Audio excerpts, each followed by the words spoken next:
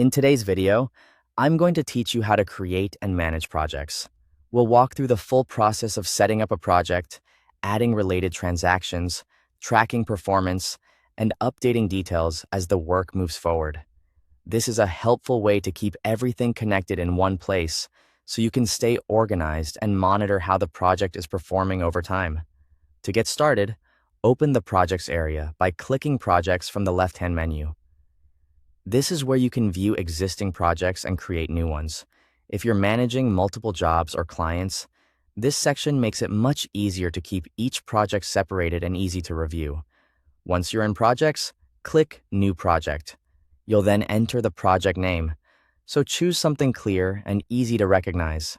After that, select the customer link to the project. This is important because it connects the work to the correct client record. You may also see optional fields where you can enter extra details such as an email address, a start date, an end date, notes, or a project address. These fields are not required, but they can be useful if you want to keep more complete records or make the project easier to reference later. When everything looks good, click Save to create the project. After the project has been created, open it to begin linking transactions. Click Add to Project, then choose the type of transaction you want to include. Depending on the work you're tracking, this could be an invoice, an estimate, an expense, a bill, or a time activity. Adding transactions directly to the project helps centralize all related financial and activity records, which makes reporting and review much simpler. Once transactions have been added, you can start tracking the project's progress. Use the Overview tab to monitor key performance details like income, costs, profit, and profit margin. This gives you a quick snapshot of how the project is doing financially.